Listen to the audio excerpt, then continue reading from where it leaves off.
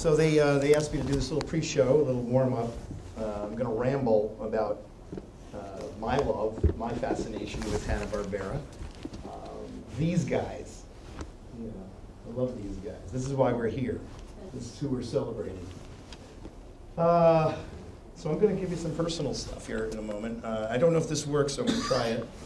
Hey, I am old enough. This is the first piece of mail. You know, I'm a writer, and when you start off writing, you really want to see your name in print. And but when I was like 4 or 5, and this isn't mine, but I saw my name in print for the first time, and it was very thrilling. And it was on this envelope for the Huck Hound Club. Oh my God, this influenced my life when I was that age. And to see that, just to get something in the mail, it was my first piece of mail. I was so excited. What's in it? Oh, first of all, yeah, this is what we had to do to get in there. You had to send 15 cents and save box tops. I remember that. It was like really thrilling, and you got to join this club based on a cartoon you're watching on TV. As much as I became an animation historian in later years, I really honestly discovered my personal love of animation was in my early teens. When I began to draw, and I wanted to be a cartoonist, I decided, and I love Marvel Comics and all that. And, but I'd watched cartoons, obviously, since I was a little kid. And even as a little kid, there's something about the Hanna-Barbera cartoons. I think it's because they were so clean looking. They look very clean to me. I don't know what it is. Maybe it was the old prints they ran on the old, other cartoons they were running or something. But there's something very crisp and clean about the design and the look. And I knew those were new and cool, and had to join the club. Oh yeah, wore that button for years. Still have my card. It's in my wallet. No. Worn out. I know. Oh, and they gave you these. These came with the club. They photos, or they were really just cardboard pictures that were autographed by Huck and Yogi and Boo Boo. And I did exactly what it said, framed them. I literally asked my mom, can we frame these? I studied them forever. I would look at these things like we look at the back of cereal boxes. I would look at I'd study the drawings on these, and they were so, to me this was like perfection. This is what a cartoon character looked like. They all had that muzzle. They all had that. Hi Dave. See Dave in the back who brought his toys. Oh yeah, here's a cell, which may be here for all I know, from one of the interstitials, although Dave can tell us, from one of the interstitials from the Huckleberry Hound Club show. Love that stuff. Look at this early stuff. This is the publicity still, I guess, that was printed in a paper. But it's I really love this early period when they were very loose, and they didn't have, the model sheets weren't perfected yet, and they had it all. It really felt like what I call a cartoon. It felt like some individual style.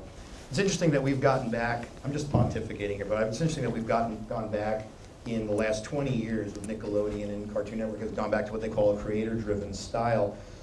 But people forget that was there in the beginning of television animation, whether it was Jay Ward or Bob Clampett, and Hanna-Barbera. They had an individual style to the cartoons that, unfortunately, as the years went on, it became what I call a factory cookie cutter thing. Oh, here they are, with all their friends from the Huckleberry Hound show. And of course, this includes, and again, Dave back there would know their names, but the Indian and the two crows and these characters that really weren't, regulars, but they had to throw it in here to make it look like they had a whole bunch. I love that. And of course, as I said about cereal boxes, of course Kellogg's was their first sponsor back then, and they did. It went back and forth. They would do commercials for Kellogg's, and this was a postcard. And of course, it features the beloved Tony the Tiger and Sugar Pops Pete. And I don't remember the name of that elephant. I don't know if anybody here does. And of course, Crackle. I don't know where Snap and Pop are, but yeah, Crackle got the gig. And then they reciprocated by putting, they put Snap. This was my favorite cereal. Okay, this was my favorite cereal when I was a kid. Cocoa Krispies. I've always wanted to be in a museum like this and be able to tell people about my cereal. This is my idea of my dream. Another thing I studied for decades. I love how he's got that orange look here, but as you know, I believe he was pink. I don't know when he turned pink. Dave probably knows this better than I do. I'm sorry I keep pointing to Dave, but I know he knows this stuff. The people at the Patty Freeling actually, I think, tried to sue Snagglepuss, which is weird because he came first. But if you squint your eyes, you can see there's a real similarity to this character in the Pink Panther, and that's why I think they changed his color at one point. I don't know, for some reason I thought the idea of coming to the Norman Rockwell Museum and a Hanna-Barbera exhibit, I thought this picture summed it all up for me. I love these guys. And lest you think that was a one-off, that was actually the officially sanctioned costume. Quick Draw McGraw, a character that's not on DVD as much as we'd all like him to be. Does it have anything to do with the fact that he has a stereotypical sidekick, or he carries a gun? Probably the gun is probably more the reason they keep him away from people. Flintstones. Oh, this is the other stuff. So I grew up pre-1960, the Huckleberry Hound Show, Yogi Bear. Oh my God, I was so into this stuff. And then 1960s come around. I'll give you my age. I was 5, and I had to go to bed when I was 5. I don't know today how it is with kids, but I had to go to bed at 7 o'clock or 7:30. I think that was when I had to go to bed.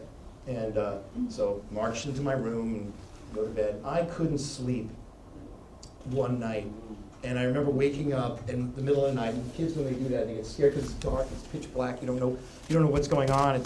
You're scared. You know, I got out of my bed and I got it out of my room, and this one. Oh, there you go. And I went over to. I heard. This is a little scary because I heard noises coming from my parents' room, but it sounded like cartoon sound effects. And I went in, and the room was pitch black, and they were just sitting watching television on a black and white TV screen in their room, and it was the Flintstones. And I remember they said, "Oh, you can come in bed with us. You know, you can watch this with us." And I still take away. I still remember that it built into my brain that cartoons weren't just for kids, that they could be for anybody. Just, oh, they have these kind of cartoons at night for adults. That was what I literally thought that at age 5. I thought that was normal. I didn't realize till later that it wasn't normal, but it was a great thing for me because it didn't prejudice me like many people have become, people outside this room, that animation is a kid's thing, that it's only a kid's thing, and that's all it is. And it's more than that, as we know. So it must have been 8:30 or between 8:30 and 9 that I went into my room. And they were watching the Flintstones, which people forget. Most people in the real world forget that was a primetime series, and that it was sponsored by Winston Cigarettes, amongst other things. That's when you can advertise cigarettes on TV. And they actually made commercials, with the Flintstones lighting up, And it's so funny because today they represent vitamins and cereal, which might not be as good. But that first year or two of the Flintstones, the artwork is so great. Go back and watch season 1. It is definitely what I call pitched up towards the adults. If kids can watch it, that's fine. And by the way, any of you budding animators out there, creators, don't aim down at kids. Aim up for the grown-up, and the kids will follow. That's one of the lessons of the Flintstones. That was true of cartoons before this, Disney cartoons, Bugs Bunny back in the 40s. But it was forgotten by 1960 because television is what started the whole, not Saturday morning, that didn't come on full blast yet. But early TV cartoons sort of gave the impression that animation was just for kids. All those hosted kiddie shows they used to have, that just, it just perpetuated what I call the myth. And the idea of a primetime series by 1960s was considered revolutionary, a shock, And what Hanna-Barbera did was they they fulfilled that shock. It would have been one thing to have done the show and it'd be nothing or a piece of junk, but it was a great show and a show that people could relate to. Which all great. Oh, speaking of which, this goes back to my brain cells. Around that same time, I guess later in 1960, they started selling these great TV Tiny Kids. I'm hoping there's a display of these back there somewhere, at least a few. Just a top. Just a couple, all right. TV Tiny Kids, this was a big influence on me too. I don't know why, it's 15 cents. You could buy one of these things, and they came in their own little cave, and they were, or if it was Snooper and Blabber, they came in a little TV screen. These are great, I love these things. I don't know why, I was fascinated with these as a kid. Painted by artists. Hand painted by art, that thrilled me. And I ended up buying a double on one of them. I noticed it was actually painted differently. They really are hand painted by artists. And I didn't think where, although it did say made in Hong Kong, so a little tip off. And then there was the TV Tinykins for adults. This is a real product, hard to believe, but they used to sell kids smoke, candy cigarettes, and no, I don't think these are candy though. These are just like little punks. Major collectible today. Oh yeah. Well, so back to the Hanna-Barbera story though, without getting into it in depth. You know much more about it by going through this exhibit. But of course, the Flintstones started a whole revolution on prime time. Every channel, and we only had 3 back then: ABC, CBS, NBC, and started commissioned cartoons, mainly from Hanna-Barbera, although they did get them from other places. There were other series, particularly the Bugs Bunny show and the Alvin show was a primetime show. But the Jetsons, which of course is the flip side of the Flintstones, from the fun makers of the Flintstones, and Top Cat. Look at this. I'm sorry, I'm interrupting that speech for this piece of art that I found online. And I guess I should recommend, you guys probably all know Don Yelp's great blog on Hanna-Barbera, which is probably where I got this from. I just looked at this drawing, and I was looking through a bunch of drawings. I think I should show one piece of original art, but this one, I wanted to show something with a character in it, but look how beautiful that is. I mean, it's just so beautifully drawn, and I'm not a really good enough artist to explain why it's stylizedly perfect, but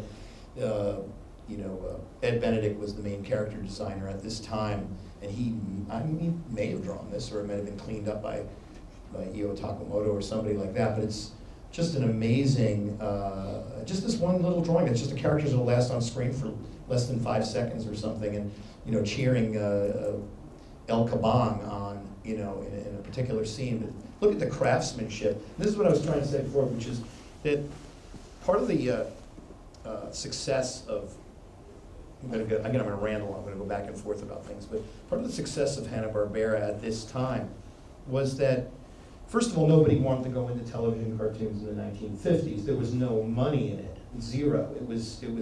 They needed constant product and a lot of product, and there was no money. Meanwhile, most animators were working comfortably at Disney or Warner's or at MGM with Hanna-Barbera or UPA or Walter Lantz, drawing a nice salary to make 12 cartoons a year, usually with full animation.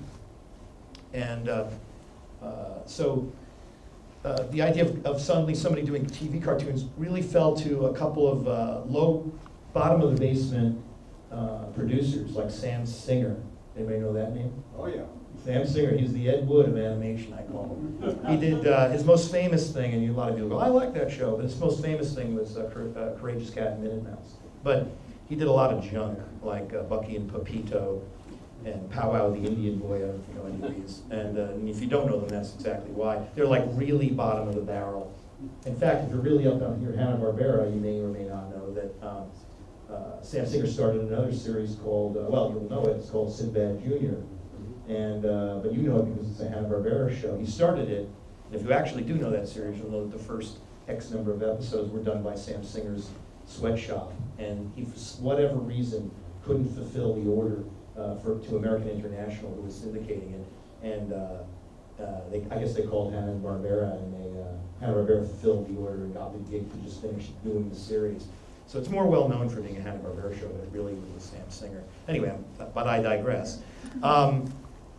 So when Hanna-Barbera, of course, were kind of given the boot, so to speak, from MGM, you know, they didn't know what they were going to do next.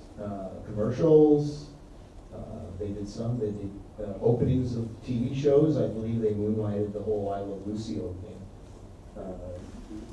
As far as I know, that was done kind of on the side of Hanna-Barbera. But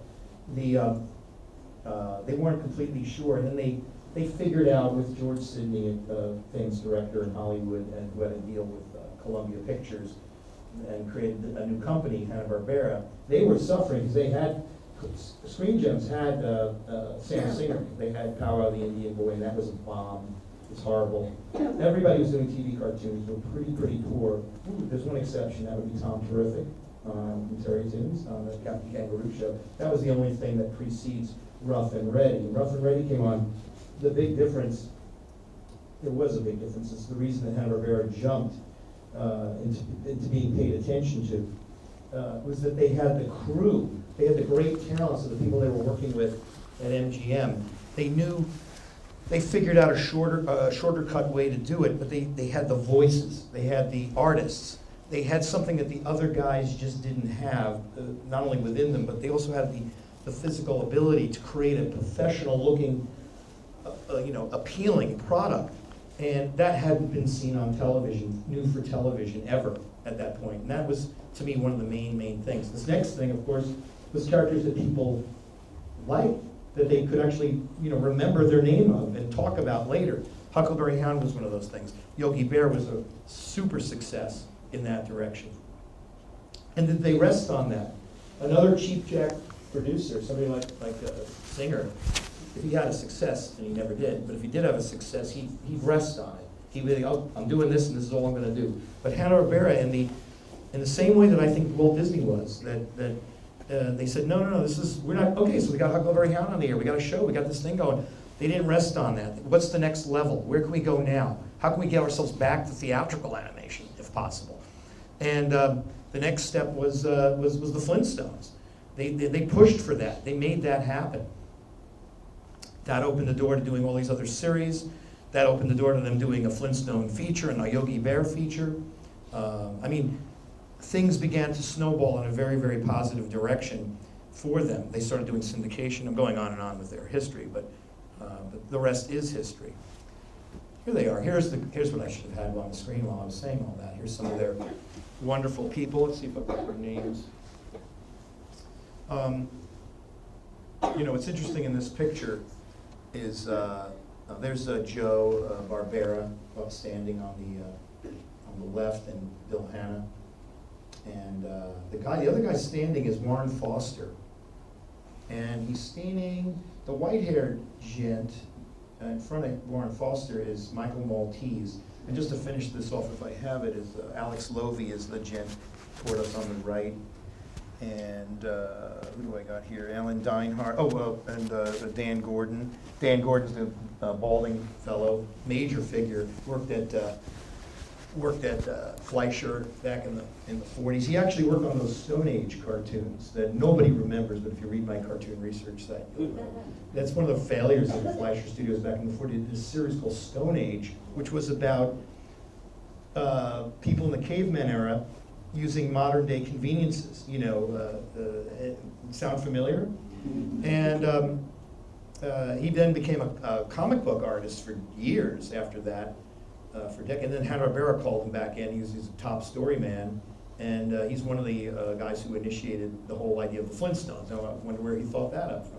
But let me say this, the important reason I want to show this is that Michael Maltese and Warren Foster, and I'll bet a bunch of people here know those names. I want to talk about them. Those guys really deserve, and they haven't really way long overdue for the work they did. But here's the thing that people don't remember. They started at the Fleischer Studio. I know my friend Michael Dobbs knows this out there. They started at the Fleischer Studio in the 30s, and in the 1930s, mid to late 1930s, the top cartoon was Popeye. Then they moved around I don't know exactly what year, but 39, 40 over to Warner Brothers. And they work on Bugs Bunny, Tweety, Daffy, and every other character you can think of, creating some of these characters.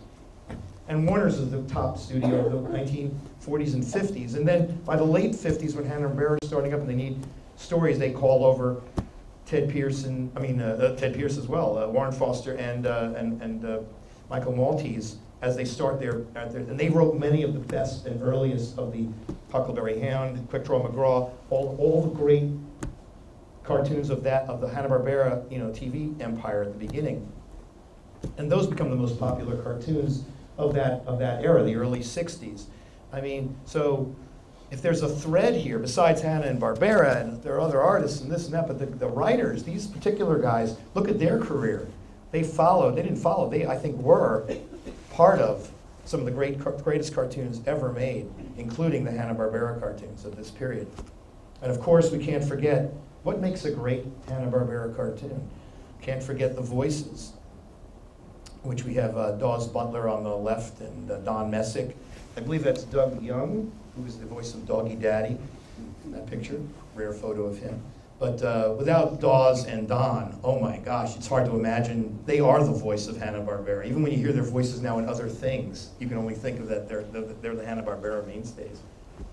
Oh, and I had to throw in this picture, this famous picture of the cast of the Flintstones with Matt Blank in the middle there, and Gene Vanderpyle, B. Benaderet. This is the first season. Because I think it's the first, when B. Benaderet was involved. Oh my gosh, what a great gig. Oh, so I had to throw in a picture of Arnold Stang. He's just a favorite of mine in general. And I don't think he did anything bad. That's Hoyt Curtin on the top on the left there with Bill Hanna, I believe. And of course the great music, great themes. He did most of them. And my favorite being Jonny Quest, which brings us to, this was their final, at that time, primetime show. It actually wasn't their final primetime show, but it was from that initial period. And again, I was saying before, I'm sure they thought to themselves, how can we push this? What can we do next? So they've got the Flintstones, they flip it with the Jetsons, they got Top Cat, but they don't rest on that. How can they flip it next? They invent the TV adventure cartoon, as far as I'm concerned. Yes, there were some adventure cartoons before it. There was Space Angel, there are a few things like that. But those were that was the one with the live action lips, Punch Cargo, those things. They didn't do that. They decided they wanted to do a Jack Armstrong. That was very popular on radio back in the 40s. Why not bring that to TV with an adventure show? And Doug Wildey, Alex Toth, the great artists they brought in to design this and make this for what it is. This still has a cult following today. The original episodes from the 60s is still a big, huge thing. In fact, they did a recent, I'll praise a recent made-for-video. You may have seen it, the one with Tom and Jerry and Jonny Quest. Really well done. In fact, the odd thing about it is that Tom and Jerry is done perfectly because it's full animation in this direct-to-video, but they slightly blew it, only slightly blew the Jonny Quest thing because they did them in full animation, which we're not used to. We're used to seeing them limited. So it looks very odd to see them moving the right way, actually. So then, what else did they do? They're doing the adventure cartoon. Luckily for them, this little thing called Batman in 1966 happened. So Saturday morning actually starts in '66. That's the real official, as far as I'm concerned, beginning of Saturday morning cartoons. Even though there were things before it, but including Hanna-Barbera cartoons, like Adamant. So many things I'm not mentioning. But Space Ghost and all the superheroes they did at that period were freaking cool, as far as I'm concerned. Oh, here's some favorites of mine that might not be in the exhibit, or they might. Huck Finn. Here's one that some people don't even remember, but I love this thing. This is kind of like Jonny Quest and Huck Finn combined in live action animation. Very odd, but it's a favorite of mine. Oh yeah, of course, The Impossibles, which I love. That is a cool cartoon, no matter how you slice it. And I'm sorry I don't have them in their superhero form on this. Look at the picture of the little kid with Frankie up there. Anyway. Oh, here's one that most people forget. Don't think about the Cat Knew the Cats. This is one of the later ones. I think this was 1970 or 69.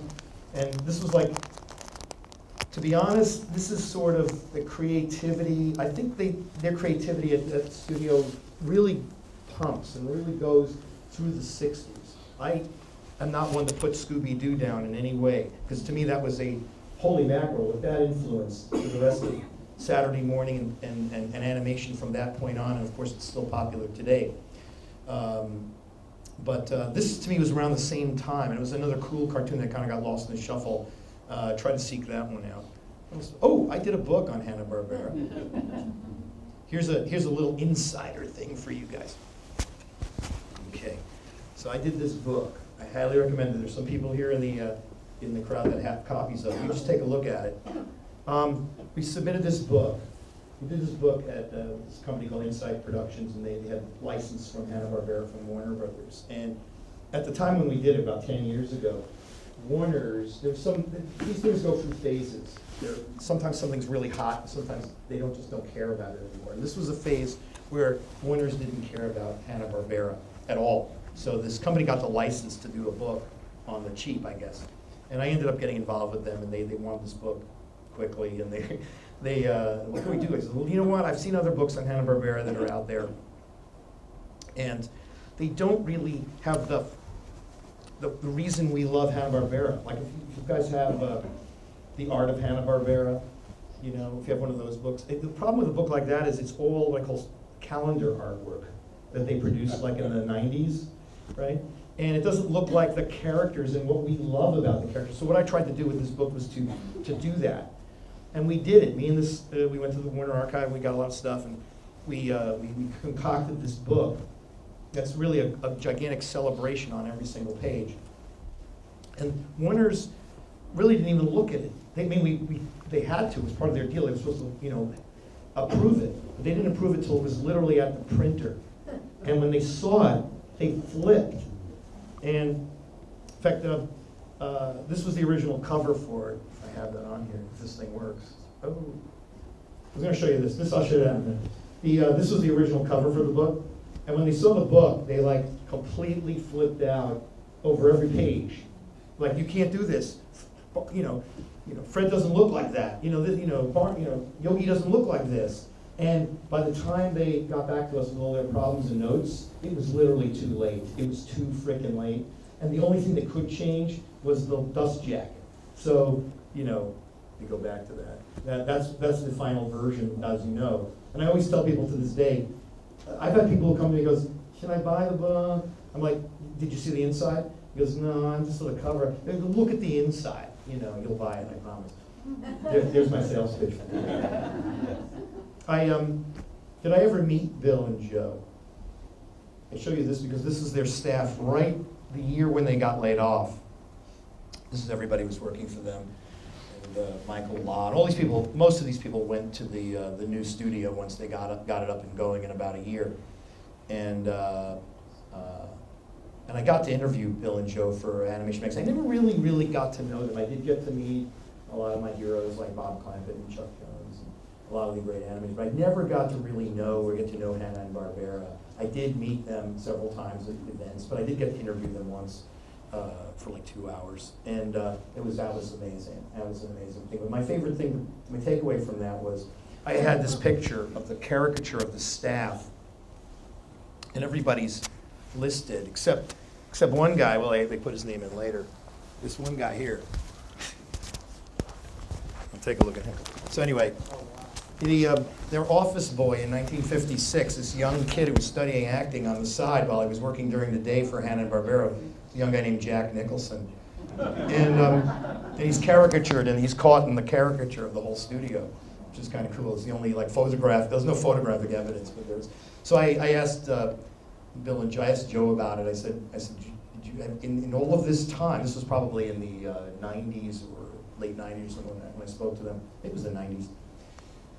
Mid-90s. I said, did you ever, run into Jack Nicholson in any, at a Hollywood event, or do you guys have a communication, or, and the only thing he said to me, and I'm not going to be able to imitate any of the voices, but he said, Barbera said that, well, one time we went to the Directors Guild, and I was sitting, I got a seat, I got my seat for a screening we were going to see of some new movie, and And Jack was right in front of me. He was in the seat in front of me. And so I leaned over to him and I tapped him on the shoulder and said, "Hey Jack, get me a Coke." You know, and he turned back and goes, "Anything for you, Mr. Barbera." You know, which is what his relationship with him was, because he was a gopher, you know, basically at the studio, and he would get them Coke. So I still demand a better answer on that. Let's see if I can make that work. Here's my original book. Oh yeah, that's so this. They didn't like this because this to them looked like it was off model, right? But that's off model. I mean, I love off model stuff. That's off model. This is all licensed merchandise, you know. This is the kind of thing we put in the book. That is ridiculous. Now come on. No. Oh, come on. Dixie and Dixie and Yankee do it. Anyway. All right, well, there we go. So this concludes the meeting of Hanna-Barbera Anonymous. But let's not be anonymous. Fly your Flintstone freak flag high. Tell everybody about this great exhibit here, and enjoy the show. Thank you, everybody.